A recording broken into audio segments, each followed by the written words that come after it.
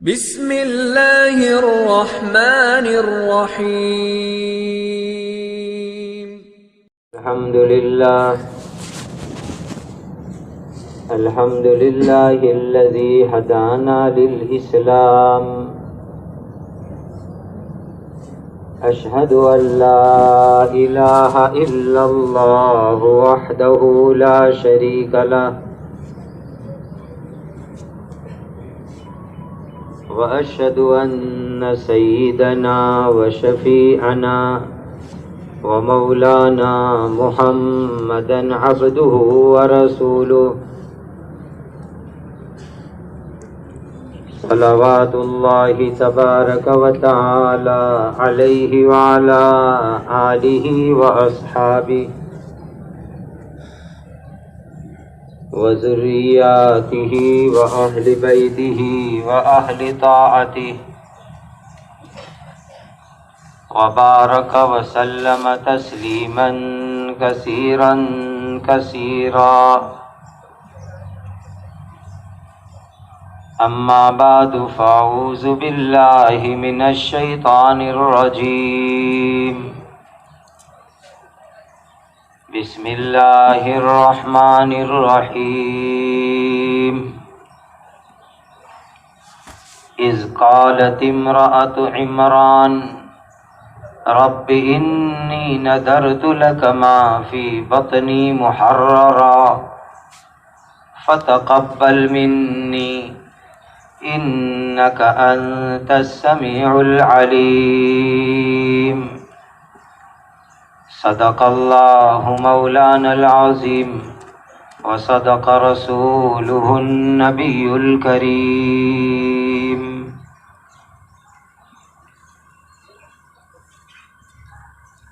بہت بڑا خوشی کا موقع ہے، اتنے سارے حفاظ کرام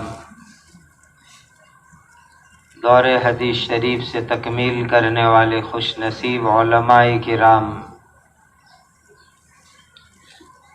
تجوید قرات کی تکمیل کرنے والے قرائے کرام، ان کے اعزاز میں اکرام میں عمامہ اور سند پیش کی گئی، اور اس خوشی کے موقع پر فقیر کو بھی شامل کیا۔ اللہ تعالی اس ادارے کے ذمہ داروں کو جزائے خیر عطا فرمائے۔ ہمارے ان دور حدیث شریف سے تکمیل کرنے والے بھائیوں سے پہلی درخواست میری یہ ہے، پیوست رہ شجر سے امید بہار رکھ۔ درخت کی ٹہنی ہوتی ہے، وہ اس کی جڑ تنے کے ساتھ جڑی رہتی ہے تو اس پر پتے بھی آتے ہیں، پھول بھی آتے ہیں، پھل بھی آتے ہیں،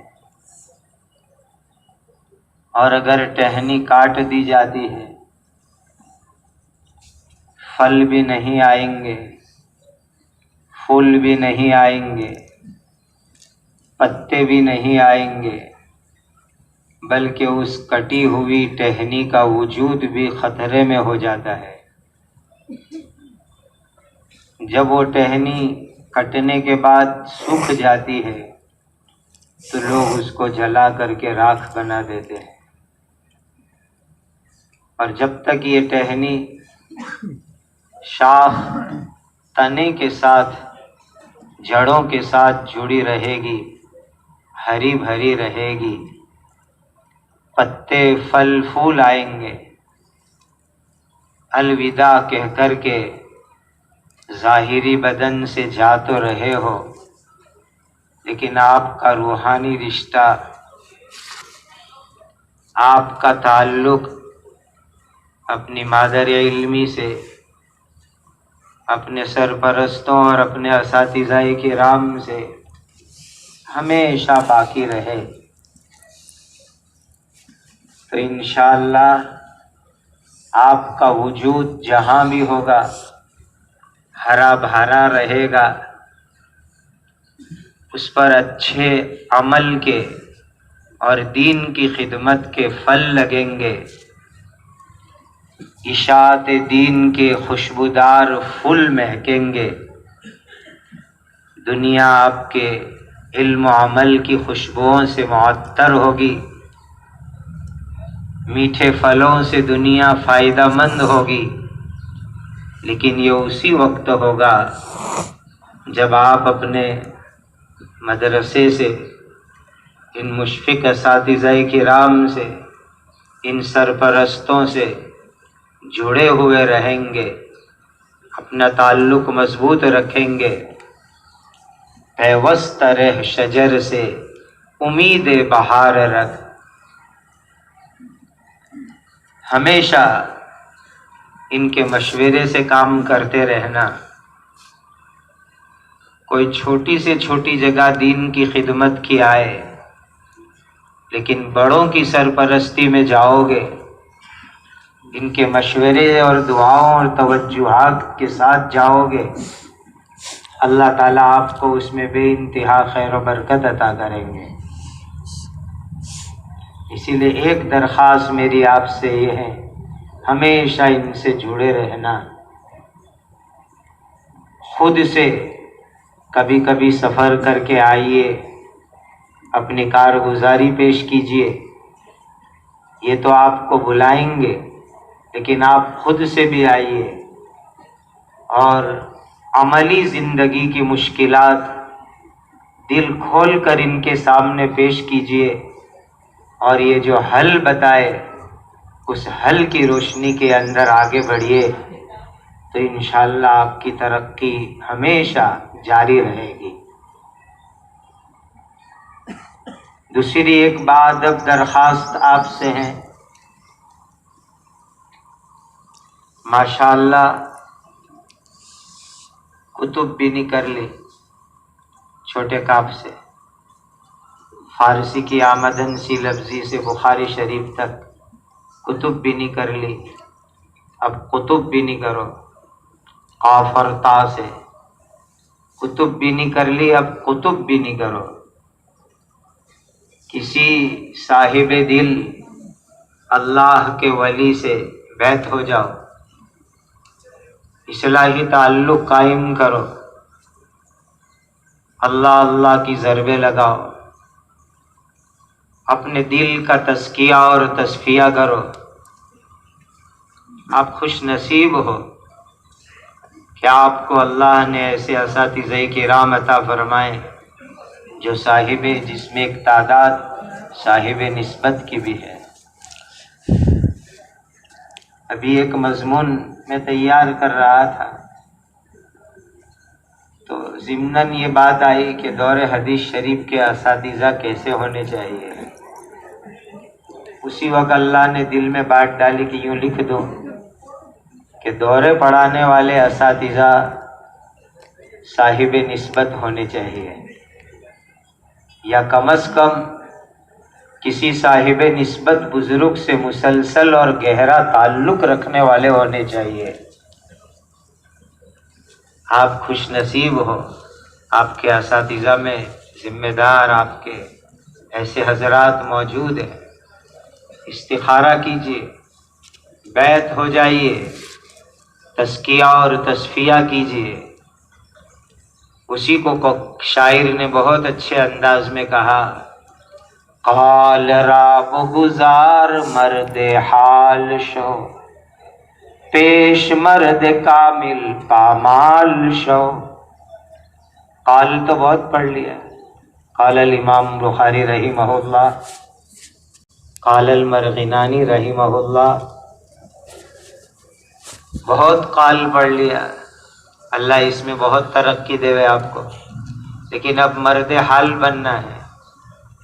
قال را بگزار مرد حال شو، اب اللہ سے تعلق مضبوط کرنا۔ ابھی آپ ترانے میں پڑھ رہے تھے دیوبندی نسبت۔ دیوبندی نسبت کیا ہے؟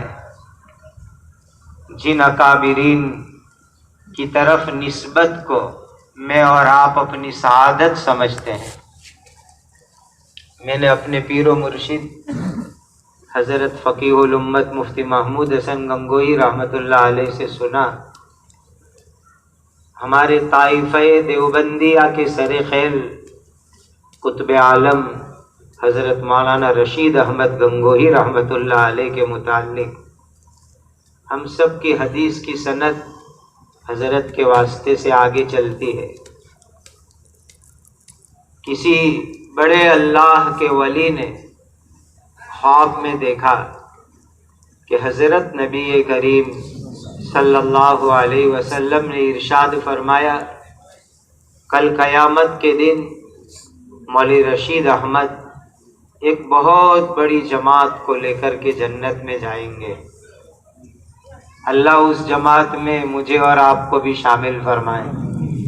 یہ ہمارے اکابر ہیں، مولانا رشید احمد گنگوہی، حجت الاسلام مولانا محمد قاسم صاحب نانوتوی، جن سے دیوبندیت کی نسبت چلی۔ انہوں نے حدیث پڑھی، تفسیر پڑھی، فقہ پڑھا، علم میں اعلیٰ مقام حاصل کیا۔ حضرت فرماتے تھے کہ حضرت گنگوہی رحمۃ اللہ علیہ فقہ میں علامہ شامی سے کم درجہ نہیں رکھتے، اتنا اونچا مقام ہے حضرت گنگوہی رحمۃ اللہ علیہ کا۔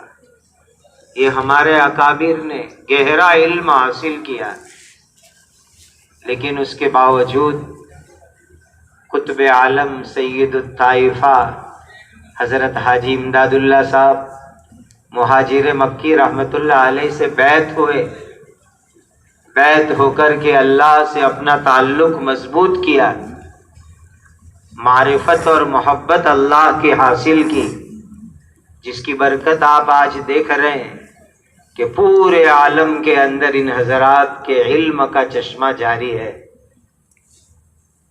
پورے عالم کے 5 بر اعظم میں ان حضرات کا علمی فیض جاری ہے۔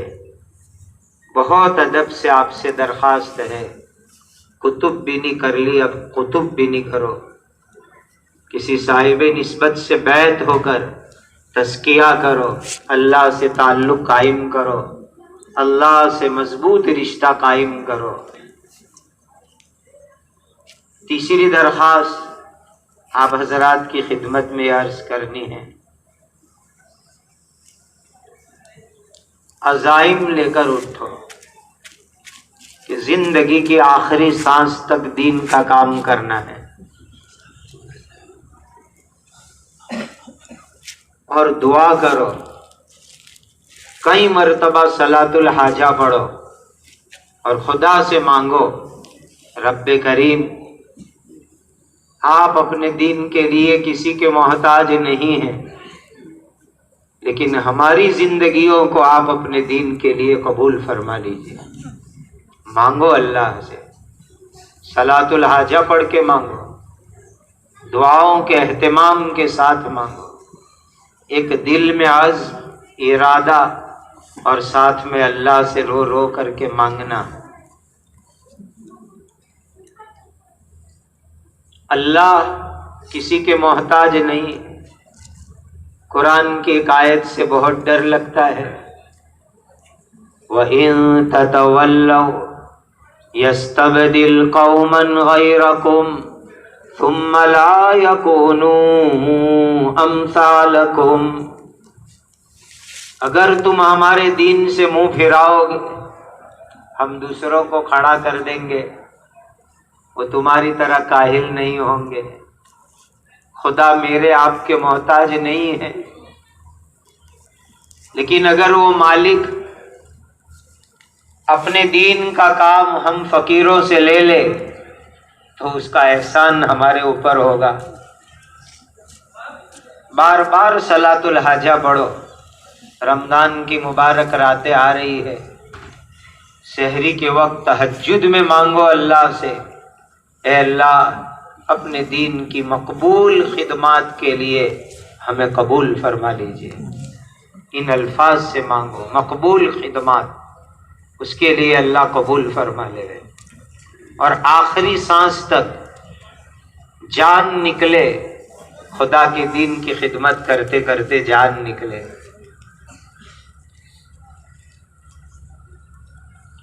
ایک حدیث آپ نے پڑھی ہے، حضرت نبی کریم صلی اللہ علیہ وسلم نے خوشخبری دی تھی کہ تم لوگ قسطنطنیہ فتح کرو گے۔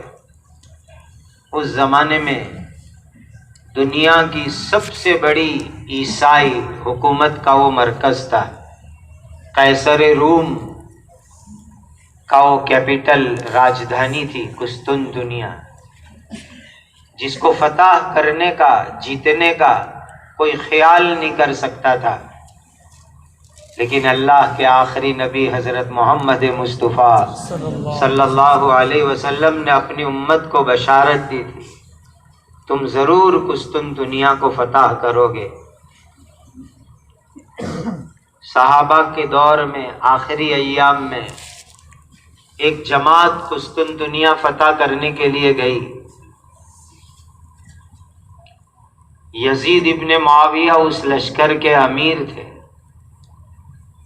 اس لشکر میں ایک 80 سال کا بوڑھا مدینہ سے تیار ہوتا ہے کہ میں بھی چلوں گا۔ بڑھاپا ہے 80 سال کا، اور قسطنطنیہ یعنی آج کا استنبول ترکی،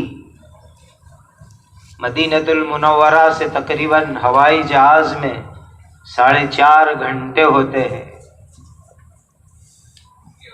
اتنا لمبا چوڑا سفر، 4000 کلومیٹر سے بھی کچھ زیادہ۔ 80 سال کا بوڑھا تیار ہوا، میں بھی چلوں گا، چونکہ نبی جی نے اس لشکر کے لیے نعم الجیش، بہترین لشکر کی خوشخبری دی ہے۔ وہ بوڑھے میاں شامل ہو گئے۔ بڑھاپا بھی رکاوٹ نہیں بنا، طویل سفر کر کے قسطنطنیہ پہنچے، بیمار ہو گئے۔ وہ بوڑھے کون تھے؟ میزبان رسول سیدنا حضرت ابو ایوب انصاری رضی اللہ تعالیٰ عنہ قسطنطنیہ پہنچے، عیسائیوں کے قلعے کے قریب بیمار ہو گئے، آخری حالت ہو گئی۔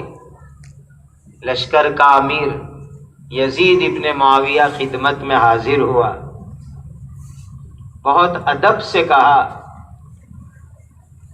اے میزبان رسول، میں آپ کی کیا خدمت کر سکتا ہوں؟ آپ بیمار ہیں۔ حضرت ابو ایوب نے جو جواب دیا وہ میں آپ کو اس مجلس کے حوالے سے ہدیہ دینا چاہتا ہوں۔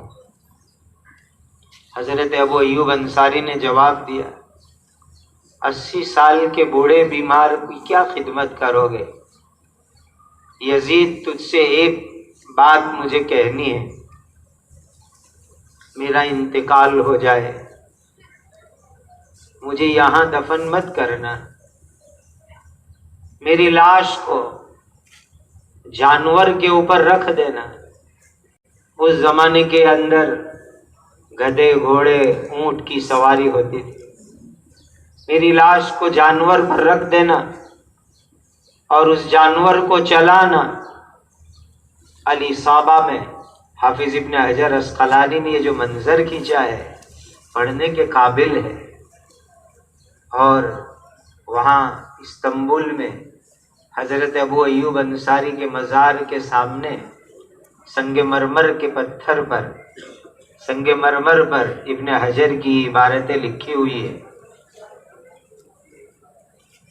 کہا، یزید، میری لاش کو یہاں دفن مت کرنا، کسی جانور کے اوپر رکھ دینا اور اس جانور کو چلانا، دشمن کی سرزمین میں جتنا اندر لے جا سکو اتنا لے جانا، اور دشمن کی سرزمین میں لے جا کر کے مجھے دفن کرنا۔ اہل سیر نے اس کی توجیہ نکالی۔ حضرت ابو ایوب انصاری یہ نصیحت اور وصیت کر رہے تھے کہ محشر میں اللہ کو کہہ سکوں، ہے اللہ زندگی بھر میرا بدن تیرے دین کے لیے چلتا رہا اور موت کے بعد میری لاش تیرے دین کے لیے چلتی رہی، میں اپنے مالک کو محشر میں کہہ سکوں؟ کیا جذبات تھے ان لوگوں کے کہ جیے تو اللہ کے دین کے لیے، اللہ کے دین کی اشاعت کے لیے، اور موت آئے تو اللہ کے دین کے خاطر ہماری موت آوے۔ کیسے جذبات تھے ان لوگوں کے۔ اولئک آبائی فجینی بمثلہم۔ یزید نے حضرت ابو ایوب انصاری کی آرزو پوری کی، انتقال ہوا تو ایک گھوڑے کے اوپر حضرت ابو ایوب انصاری کی لاش رکھی اور دشمن کی سرزمین کے اوپر اس جانور کو چلایا۔ کافی اندر جہاں استنبول کے عیسائیوں کا قلعہ تھا، اس کی دیوار کے بنیادوں کے قریب لے جا کر کے حضرت ابو ایوب انصاری کو دفن کیا۔ آج تک وہ وہاں سوئے ہوئے ہیں، حرام فرما رہے ہیں۔ اللہ کرے یہ پاکیزہ جذبات میری اور آپ کی زندگی کے ہو جائے، جیئیں گے اللہ کے دین کے لیے اور مریں گے اللہ کے دین کا کام کرتے کرتے۔ یہ جذبات لے کر کے جاؤ۔ میں نے اپنے حضرت مفتی محمود صاحب رحمۃ اللہ علیہ سے سنا، حضرت کی سوانح میں بھی لکھا ہوا ہے، ان کے والد حضرت مولانا حامد حسن صاحب رحمۃ اللہ علیہ، یو پی میں ایک نہٹور ضلع ہے، نہٹور ایک بستی ہے۔ جب انہوں نے دور حدیث شریف کی تکمیل کی، استاد محترم حضرت شیخ الہند مولانا محمود حسن دیوبندی رحمۃ اللہ علیہ کو کہا، حضرت اب تو کہا مولوی حامد حسن نہٹور چلے جائیے، چھوٹی سی بستی، جا کر دین کا کام کیجیے، لوگوں کو نماز پڑھائیے، مکتب پڑھائیے، دین سکھائیے۔ چلے گئے۔ استاد نے فرمایا، ایک لفظ بھی یہ نہیں کہا حضرت وہاں رہنے کی کیا شکل ہوگی، گزارا کیسے ہوگا، وہ تو چھوٹی سی آبادی ہے، کیسے میرا گزران زندگی کا ہوگا۔ بس استاد نے فرمایا، چلے گئے، زندگی گزاری۔ ہمارے حضرت فرماتے تھے کہ بڑھاپا آ گیا والد کو، اور حضرت دارالعلوم دیوبند کے مفتی اعظم بن گئے، بلکہ ہندوستان کے عالم اسلام کے فقہ حنفی کے مفتی اعظم بن گئے۔ تو کہا میں نے 12 خط لکھا والد صاحب کو کہ اب آپ بوڑھے ہو چکے ہیں، زندگی کے آخری ایام آ کر گھر پہ آرام کیجئے۔ تو جواب نہیں دیتے تھے، ٹالتے رہتے تھے۔ پھر میں ملنے جاتا اور اصرار کرتے کہ آ جائیے ابا جی، تو ٹالنے کے لیے فرماتے، یہاں بستی میں کچھ قرض ہے میرے ذمے، اس کو چھوڑ کر کے میں کیسے جاؤں؟ کوئی قرض نہیں، سچائی کے لیے جہاں وہ چائے پیتے تھے وہاں قرض باقی رکھا تھا۔ چائے کا قرض کیا ہوتا ہے؟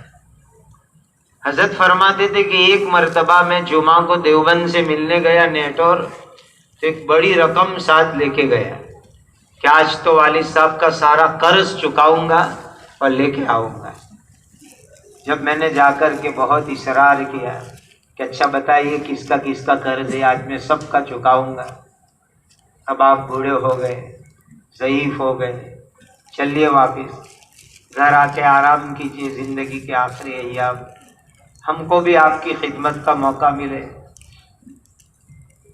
جب میں نے بہت اصرار کیا تو والد کی آنکھ میں آنسو آ گئے، اور اس دن انہوں نے درد سے بات کہی، بیٹے محمود حسن، تمہارے اصرار کے اوپر اگر میں نہٹور چھوڑ کے چلا گیا تو کل محشر میں میرے استاد حضرت شیخ الہند رحمۃ اللہ علیہ اگر پوچھ لے گئے کہ حامد حسن میں نے تو تم کو نہٹور میں چھوڑا تھا، اپنے بیٹے کے کہنے کی وجہ سے تم نہٹور چھوڑ کے گنگو چلے گئے، تو میں اپنے استاد کو کیا جواب دوں گا؟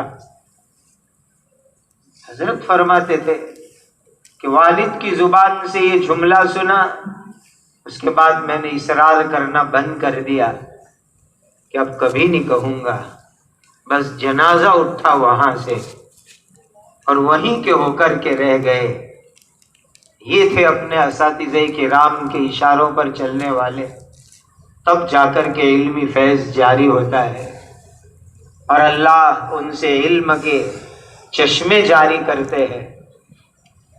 اسی لیے عزائم کرو، دعائیں کرو کہ ان بزرگوں کی سرپرستی میں جا کر کے دین کا کام کریں گے اور جو ہے زندگی کی آخری سانس تک دین کے کام میں اپنے آپ کو لگائیں گے۔ کیا چیز ہے دنیا، کیا چیز ہے دنیا؟ جو خدا کے باغی ہے، جو خدا کے دین کے دشمن ہیں، خدا ان کو بھوکا نہیں رکھتا۔ پیارو، ہم خدا کا قرآن پڑھائے اور خدا ہمیں بھوکا رکھے، یہ کبھی نہیں ہو سکتا، کبھی نہیں ہو سکتا۔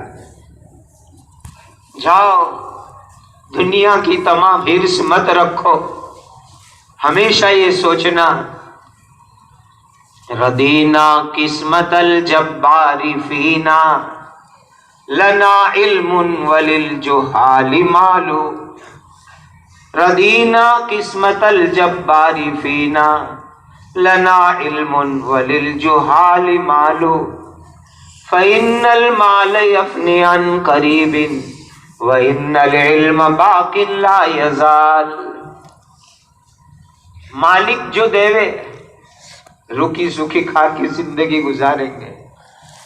مولانا فرما رہے تھے اپنے ہاتھ سے پکانا پڑے تو پکانا، جاؤ خدا کے دین کا کام کرو۔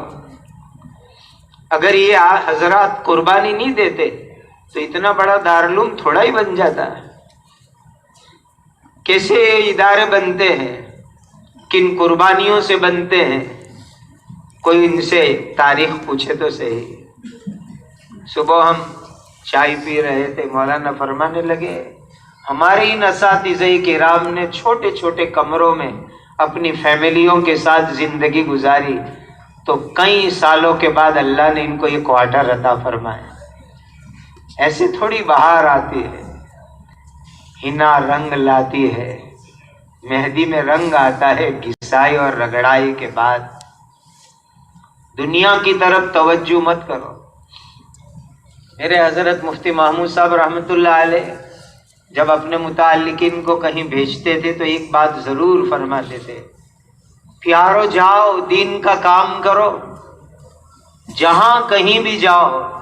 حضرت کی یہ نصیحت ہم نے عمل کیا، بہت فائدہ ہوا۔ میں نہیں بتا سکتا کتنا فائدہ ہوا، میں آپ کو بتاتا ہوں۔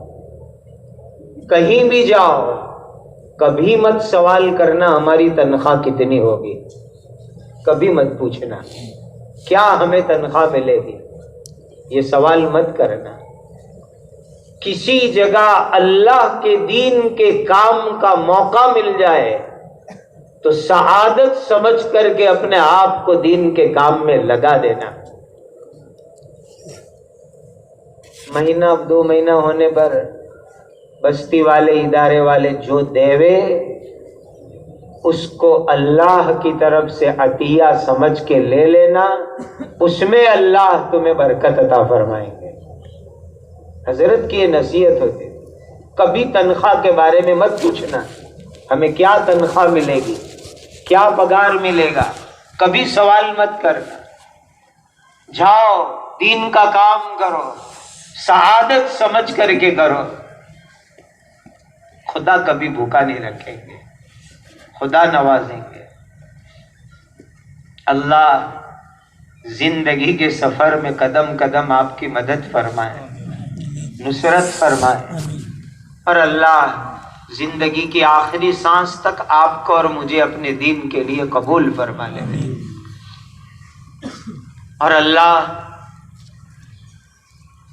ہمارے کاموں کو اپنی رضا اور خوشنودی کا ذریعہ بنا دے رہے۔ مسلمان بھائیوں، ایمان والی دینی بہنوں، چونکہ والی بھی موجود ہے، مائیں بھی موجود ہیں، میں نے ان کی نسبت سے آیت تلاوت کی۔ اذ قالت امرأة عمران رب انی نذرت لك ما فی بطنی محررا فتقبل منی انک انت السمیع العلیم۔ حضرت عمران جن کے نام پر قرآن میں پوری سورت ہے، سورہ آل عمران، ان کی بیوی اولاد نہیں تھی ان کے یہاں، انہوں نے منت مانی، اے اللہ آپ مجھے اولاد عطا کریں گے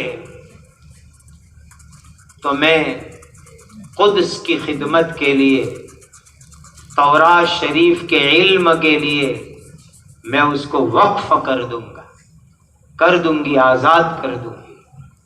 اس زمانے کے اندر بنو اسرائیل میں عام ماحول تھا اپنے بچوں کو قدس میں، بیت المقدس میں تورات شریف کا علم حاصل کرنے کے لیے اور قدس کی خدمت کے لیے وقف کرتے تھے۔ احکام القرآن میں یہ باتیں تفصیل سے لکھی ہوئی اس آیت کے ذیل میں۔ تو کہا حضرت عمران کی بیوی نے منت مانی، اللہ مجھے اولاد دیجئے۔ اولاد کی منت اس لیے مانی، کوئی دنیا کمانے کے لیے نہیں، کاروبار کے لیے نہیں، جائیداد کے لیے نہیں، اس لیے منت مانی، انی نذرت لک ما فی بطنی محررا، کہ میں اپنی اولاد کو اللہ کے دین کے لیے اور علم کے لیے آزاد کر دوں گی، وقف کر دوں گی۔ اور پھر ایک عورت کے جذبات تو دیکھیے اپنی اولاد کے لیے، کہ ایک طرف اپنی ہونے والی اولاد کو اللہ کے دین کے لیے وقف کرنے کی منت مان رہی ہے، اور ساتھ میں اللہ کو کہہ رہی ہے فتقبل منی، اے اللہ میری یہ منت اور مراد کو قبول بھی فرما لیجئے۔ عورت ذات ہوں، کمزور ہوں، منت مانی ہے، نیت کی ہے، لیکن اے اللہ اس کو قبول بھی فرما لیجئے۔ انک انت السمیع العلیم، آپ دعا کو سننے والے، دل کی نیت، ارادے، جذبات کو جاننے والے ہیں۔ ہوا بچہ ہوا، توقع کے خلاف ہوا۔ فلما وضعتها قالت رب انی وضعتها انثى، امید تو تھی کہ لڑکا پیدا ہوگا تو دارالعلوم قدس میں داخلہ کروا دیں گے، تورات کا حافظ بنے گا، دین کی خدمت کرے گا، لیکن لڑکی پیدا ہوئی، خدا کی حکمت۔ پھر جا کر کے قدس کے علماء سے مشورہ کیا، وہ سب جو ہے حضرت عمران کے شاگرد تھے، حضرت عمران استاد الاساتذہ تھے، اور یہ سب ائمہ علماء ان کے شاگرد تھے۔ ان کے سامنے مسئلہ آیا کہ منت ہے اور یہ بچی ہے، اب کیا کرے؟ انہوں نے آپس کے مشورے سے فیصلہ کیا کہ اب اس بچی ہی کو صحیح قدس کے لیے ہم قبول کر لیتے ہیں، یہ تورات کی حافظہ بنے گی، عالمہ بنے گی، قبول کر لیں گے اس کے واسطے۔ اس موقع پر احکام القرآن کے اندر ایک بات لکھی ہے، وہ میں والیوں سے اور ماؤں سے عرض کرنا چاہتا ہوں۔ یہ قرآن میں اللہ نے واقعہ نقل فرمایا، بنو اسرائیل کا واقعہ نقل فرمایا پچھلی امت کا واقعہ نقل فرمایا کہ وہ مائیں، وہ باپ اپنی اولاد کو اللہ کے دین کے لیے وقف کر دیا کرتی تھی. کہ اس امت کے لیے اللہ تعالیٰ نے یہ سلسلہ رکھا کہ یہ امت کے والدین، ماں باپ اپنے رکھتے جگر کو، اپنے نور نظر کو، اپنے بچوں اور بچیوں کو اللہ کے دین کا علم حاصل کرنے کے لیے وقف کرے، اللہ کے دین کی خدمت کے لیے وقف کرے. اس آیت سے استدلال کر کے احکام القرآن میں یہ مسئلہ لکھا ہوا ہے. ان حفظ اور علم کی تکمیل، دور حدیث شریف کی تکمیل کرنے والوں کے والیوں کو، ماؤں کو مبارکباد دیتا ہوں، لیکن ساتھ میں آپ کے عزائم ہو، آپ کے جذبات ہو جو حضرت عمران کی پاک بیوی کے جذبات تھے، عزائم تھے. اذ قالت امرأۃ عمران رب انی نذرت لک ما فی بطنی محررا. اے اللہ، بہت محنت سے ان بچوں کو بڑا کیا تھا، بہت محنت سے ان کو پالا تھا. ایک ماں جب بچے کو مدرسے بھیجتی ہے اس وقت اس کے دل کی جو کیفیت ہوتی ہے نا، میں آنے والے طلباء کو یہی کہا کرتا ہوں، تمہاری ماؤں نے جس جذبات کی قربانیوں کے ساتھ تمہیں ادارے میں بھیجا، کم سے کم اس کی قدر کر لو. وہ تمہیں بھیجتی ہے، 2-2 3-3 رات تک روتی ہے. وہ کن قربانیوں کے ساتھ وہ بھیجتی ہے تمہیں. تو ماں اور والیوں سے کہوں گا، بہت محنت سے ان کو بڑا کیا تھا اور حلال کمائی سے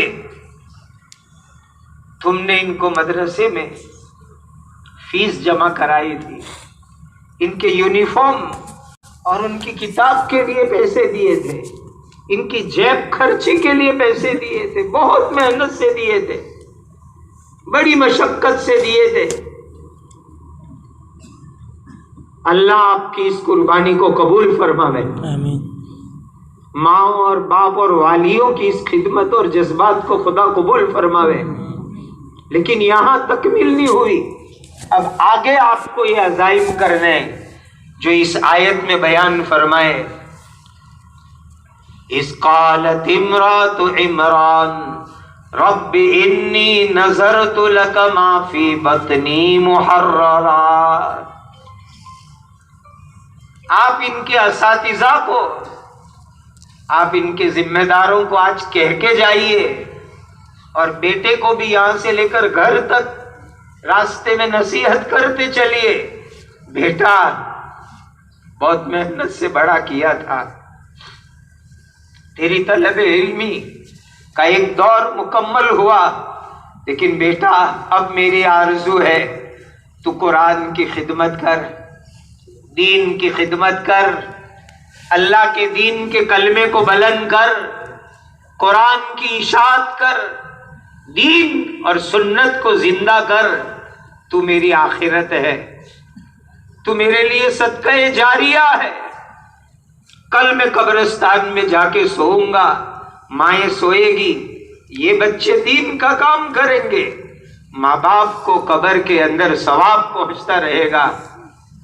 سارے والی، مائیں بہنیں یہ اپنے دل میں عزائم ارادے کرے اور ان کو کہیے، اور ان کے استادوں کو بھی کہیے، ہم نے ان کو وقف کیا ہے اللہ کے دین کے واسطے، یہ وقف ہے، ان کو لگائیے جہاں لگانا ہو، یہ دین کا کام کرے گا اور آخری سانس تک کام کرے گا. رہی میری کھیتی باڑی، میرا گھر کا کام آج تک کیا ہے، جب تک ہوگا کروں گا، میری دنیا کا جو ہونا ہو، لیکن ان کو میں نے اپنی آخرت کے لیے رکھا ہے. یہ میری آخرت ہے، یہ میری جنت ہے.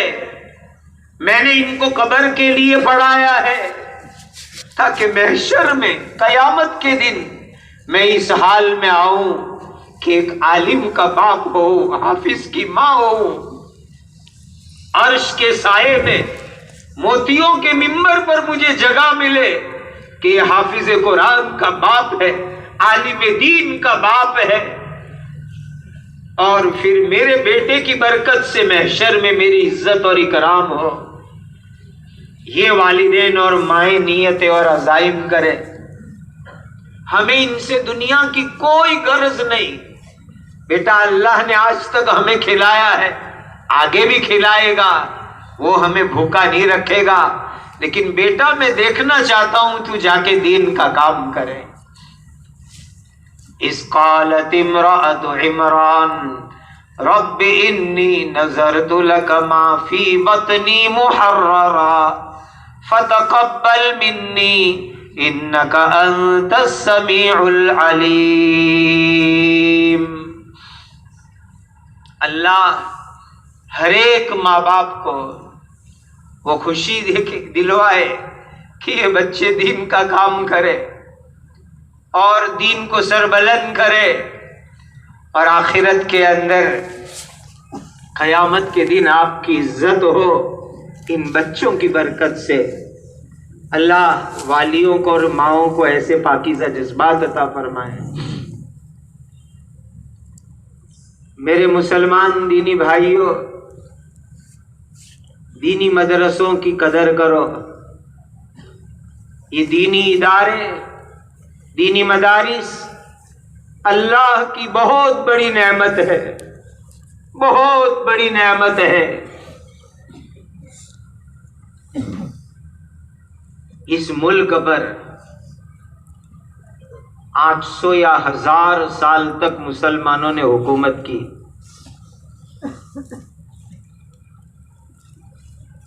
قطب مینار بنایا، تاج محل بنایا، لال قلعہ بنایا، جھومتے مینارے بنائے۔ 1000 سال اس ملک پر مسلمانوں نے حکومت چلائی، لیکن ہماری ہی کچھ غلطیوں کی وجہ سے یہ جب حکومت ہمارے ہاتھ سے چلی گئی، انگریز اس ملک پر قابض ہوئے، اور 1857 عیسوی میں جب اس ملک پر انگریزوں نے مکمل قبضہ کر لیا، لال قلعے کے اوپر سے ملک کے جھنڈے کو اتار کر کے انگریزوں کا جھنڈا یونین جیک لہرا دیا گیا، اور 1857 کے موقع پر انگریزوں نے 55,000 علماء کرام کو شہید کیا، 5 لاکھ کے قریب مسلمانوں کو شہید کیا، اس لیے کہ انگریزوں نے حکومت مسلمانوں سے چھینی تھی۔ انگریزوں کا مقابلہ کرنے والے علماء تھے، مسلمان تھے، اور یہ چیز ایک برہمن اتہاس لکھنے والے نے لکھی ہے، پنڈت میوارام گپتا نے یہ بات لکھی ہے۔ 1857 میں جب انگریزوں نے ملک پر قبضہ کیا، 55,000 علماء کو پھانسی پر لٹکایا، 5 لاکھ کے قریب مسلمانوں کو شہید کیا، اور انگریز 2 عزائم لے کر آئے تھے۔ ایک عزم تھا ملک کو لوٹنا، یہاں کی جائیداد، سونا چاندی خزانوں کو لوٹنا، اور دوسرا ان کا ناپاک اور گندا مقصد تھا اس ملک کو عیسائی ملک بنانا۔ وہ اس ملک کو عیسائی ملک بنانا چاہتے تھے، اور اسی ناپاک مقصد کے لیے انگریز جہاں اپنا لشکر لائے، ملٹری لائے، آرمی لائے، وہاں ساتھ ساتھ میں پادریوں کی جماعتیں لائے، پادریوں کی فوج لائے، اور عیسائی پادریوں نے آ کر ہندوؤں میں بھی عیسائیت کا پرچار کیا، مسلمانوں میں عیسائیت کی تبلیغ کی، سکھوں میں بھی عیسائیت کی تبلیغ کی، اور ان کا ناپاک مقصد تھا کہ اس ملک کو عیسائی اسٹیٹ بنانا چاہتے تھے، کرسچن ملک بنانا چاہتے تھے۔ یہ ان کی لکھی ہوئی باتیں میں نقل کر رہا ہوں۔ اور بڑے زور و شور سے جا بجا ملک میں انہوں نے چرچ بنائے، اور عیسائی پادریوں کی جماعتوں نے آ کر عیسائیت کی تبلیغ کی۔ ایک بہت بڑا پادری جس کی زبان، جس کی رائٹنگ، لکھنا بہت اونچا تھا، پادری فنڈر، اس کو بھی بھیجا باقاعدہ جماعت کے ساتھ، جرمنی سے آیا، اس کو لایا گیا، اور پورے ملک میں اس نے مناظروں کے چیلنج کیے، ہے کوئی مسلمان مولوی جو مجھ سے اسلام حق ہے یا عیسائیت حق ہے، آ کر مناظرہ کرے۔ اور عیسائیت کی ہوا چلائی، اور خطرہ یہ تھا کہ ان لوگوں کا مقصد ناپاک پورا ہو جائے، اور ملک کے ہندو، مسلم، سکھ سب کے سب عیسائی بن جائے، اور یہ ملک عیسائی اسٹیٹ بن جائے، اس کا خطرہ آ کر کے کھڑا ہوا۔ اس لیے کہ 55,000 علماء کو شہید کیا گیا، دلی سے لے کر میرٹھ تک ہر درخت پر پھانسی کے پھندے لٹکائے گئے، اور اس پر علماء کرام کی لاشیں لٹک رہی تھی۔ اور ایک انگریز لیڈی خود لکھتی ہے، کبھی کبھی میں دلی کے اندر شام کے وقت پر اپنے شوہر کے ساتھ گھومنے کے لیے تفریح میں نکلتی تھی، اپنے ساتھ ریوالور لے کر کے جاتی تھی، اور اسی لیے ریوالور لے کے جاتی تھی کہ مسلمان مولویوں پر میں رحم کروں، مسلمان مولویوں پر میں رحم کروں، اسی لیے میں ریوالور لے کے جاتی تھی۔ پھر وہ انگریز لیڈی لکھتی ہے، بھوشیہ میں میری بک پڑھنے والے لوگ سوال کریں گے کہ ریوالور سے کیسے رحم ہوتا ہے، وہ تو انسان کو قتل کرنے والی چیز ہے۔ تو کہا میں خود وضاحت لکھ دیتی ہوں۔ 1857 میں ملک پر قبضہ کرنے کے بعد ہمارے انگریزوں نے مسلمانوں پر اور خاص کر کے علماء کرام پر ظلم کیے، علماء کو پکڑ کے لاتے تھے، ان کے زندہ پیٹ چیر کر کے پگھلا ہوا شیشہ اس میں ڈالتے تھے، جس کی وجہ سے وہ تڑپتے رہتے تھے، نہ موت آتی تھی نہ زندگی ہوتی تھی۔ ان کو راستوں پر دلی میں پھینک دیا جاتا تھا، ان کے پورے بدن پر مختلف جگہوں پر تلواروں کے زخم کر کے ڈال دیا جاتا تھا۔ وہ بیچارے خون میں تڑپتے رہتے تھے، نہ زندگی ہوتی تھی نہ موت ہوتی تھی، بھوکے دھوپ میں پریشان پڑے رہتے تھے۔ تو کہا میں اس لیے ریوالور لے کر جاتی تھی تاکہ ان کو گولی مار دوں، تاکہ کم از کم زندگی کی تکلیف سے یہ نجات پا جائے اور موت سے ان کو راحت مل جائے، اس لیے میں گولی مار کر ان کو راحت پہنچاتی تھی۔ 55,000 علماء شہید کیے گئے، 5 لاکھ کے قریب مسلمانوں کا قتل عام ہوا، اور عیسائیت کی تبلیغ اتنی زور و شور سے چلی کہ خطرہ یہ تھا کہ ملک عیسائی ملک بنا دیا جائے۔ ارتداد کی آندیاں چلی، ارتداد کی زہریلی ہوائیں چلی۔ جو بچے کچے درویش فقیر لوگ تھے، جو بچے کچھ اللہ کے ولی لوگ موجود تھے، بالکل فکروں میں، بے چین، کڑن میں، درد میں، راتوں کو نیند نہیں آتی، کھانے کا لقمہ نہیں اترتا کہ اس ملک میں اسلام کو کیسے بچائے، ایمان کو کیسے بچائے، دین کو کیسے بچائے۔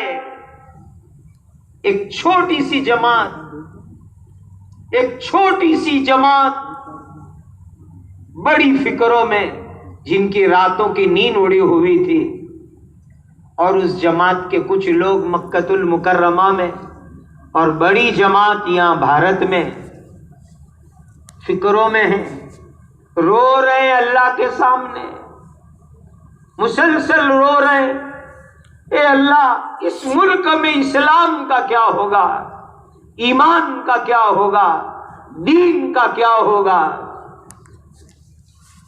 مسلسل آنسو، ان کی فکریں، ان کے کڑہن اور درد نے رنگ دکھایا۔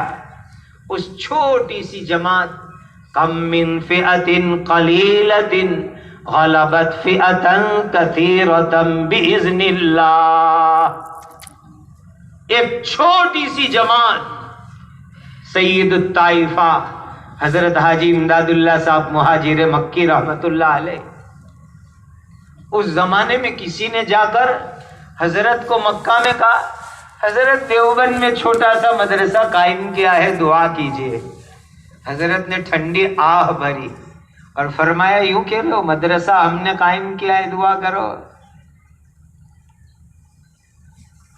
حرم کی سرزمین پر امداد اللہ نے 6 مہینے سے رات رات خدا کے سامنے سجدے میں آنسو بہائے ہیں۔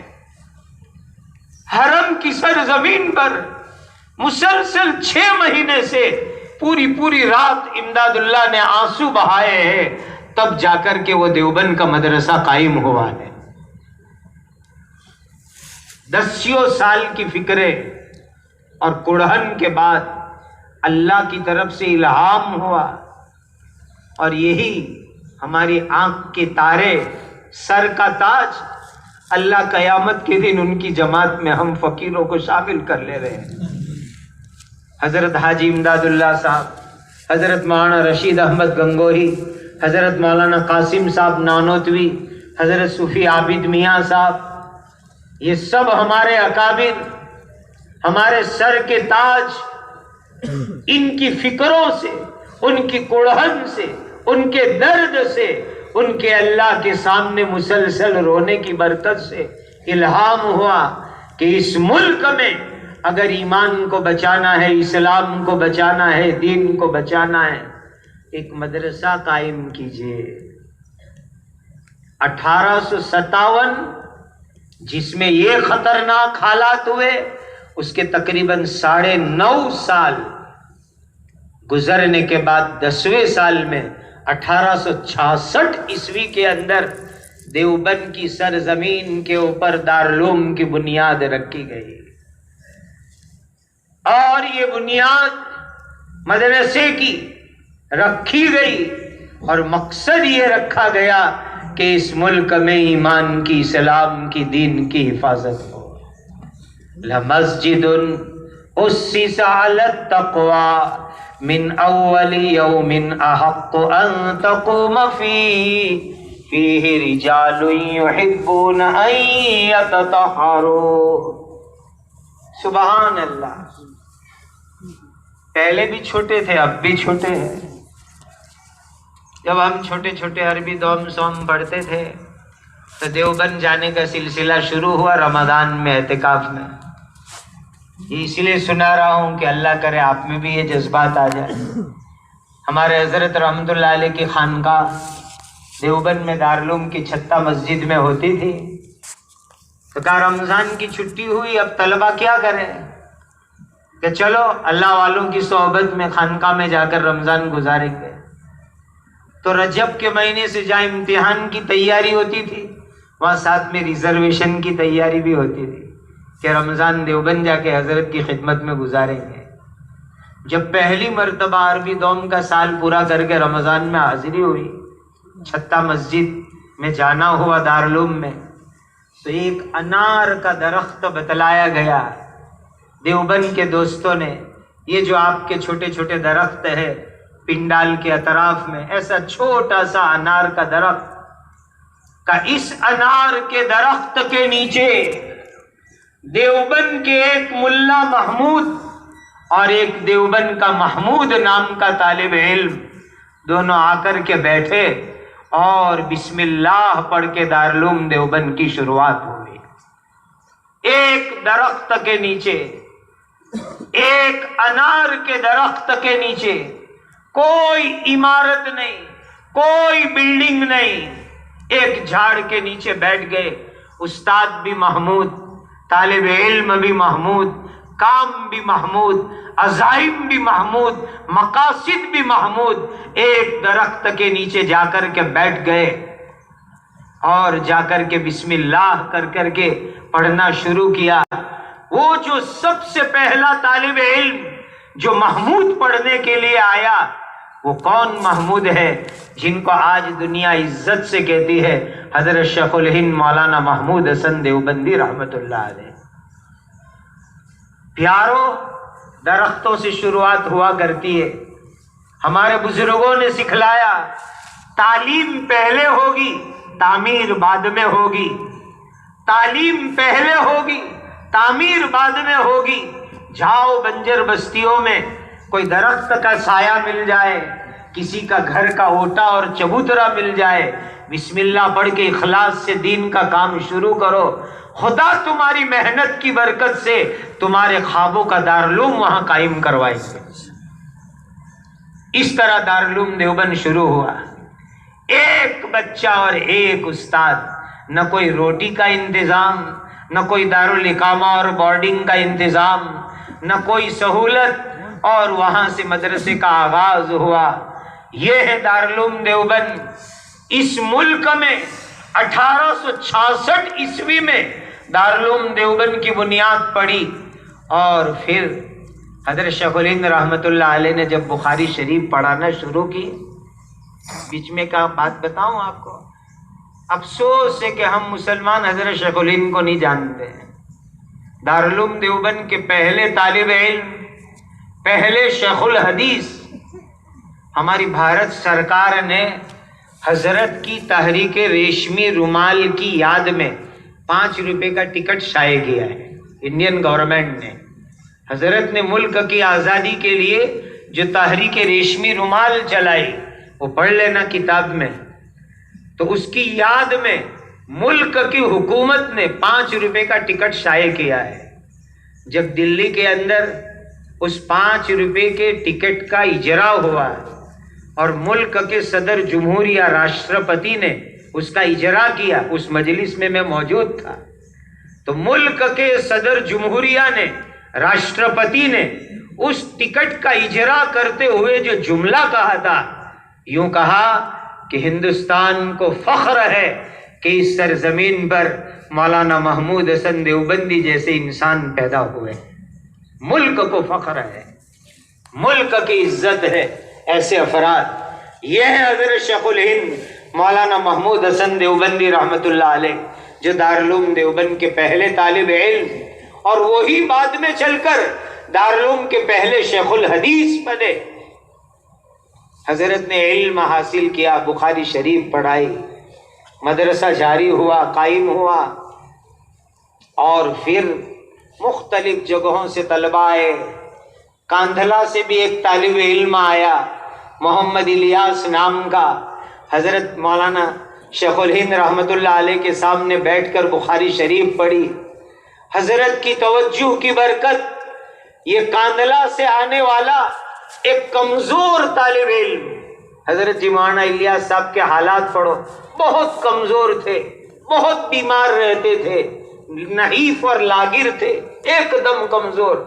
حضرت شیخ الہند مولانا محمود حسن دیوبندی کے سامنے بیٹھ کر بخاری شریف پڑھی، عالم بنے دارالعلوم دیوبند سے، اور پھر سہارنپور جا کر قطب عالم حضرت مولانا خلیل احمد صاحب سہارنپوری کے ہاتھ پر بیعت ہوئے، حضرت سے سلوک کے مراحل طے کیے، اور پھر ان کے ذریعے دعوت و تبلیغ کی مبارک محنت دنیا کو ملی۔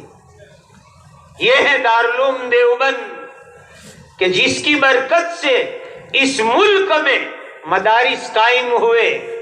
یہ جتنے بھی مدارس ہیں یہ سب دارالعلوم دیوبند کا فیض ہے۔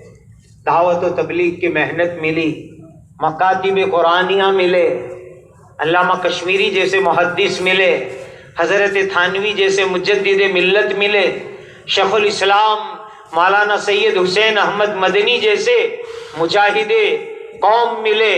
یہ سارا دارالعلوم دیوبند کا فیض ہے۔ حقیقت بات یہ ہے کہ اس ملک میں دارالعلوم دیوبند قائم ہوا، اللہ نے اسلام کی حفاظت کے فیصلے فرما لیے۔ میرے مسلمان بھائیوں، ان مدرسوں کو معمولی مت سمجھو۔ اور ایک بات میں ساتھ میں آج کے حالات کے لحاظ سے بدلا دو، دارالعلوم کی تاریخ میں لکھا ہے کہ ان ہمارے بزرگوں نے جب دارالعلوم دیوبند قائم کیا تو ان کا ایک عظیم مقصد یہ تھا کہ ایمان اسلام کی حفاظت۔ کان کھول کے سن لیں، صاف صاف سن لیں، جو لوگ آج مدرسوں کے اوپر مشکوک نظریں رکھتے ہیں، سن لیں وہ کان کھول کر کے کہ دارالعلوم دیوبند کو قائم کرنے کا دوسرا مقصد تھا۔ تاریخ میں لکھا ہوا ہے کہ ملک کو انگریزوں سے آزاد کرانے کے لیے، دیش کی آزادی کے لیے مجاہدین کو پیدا کرنا یہ دارالعلوم کا دوسرا مقصد تھا۔ دارالعلوم سے پڑھنے والوں نے، دارالعلوم دیوبند کے علماء نے ملک کی آزادی کے لیے قربانیاں دی اور ملک کو آزاد کرایا۔ ان کی عظیم قربانیوں کی برکت سے یہ ملک کو آزادی ملی ہے۔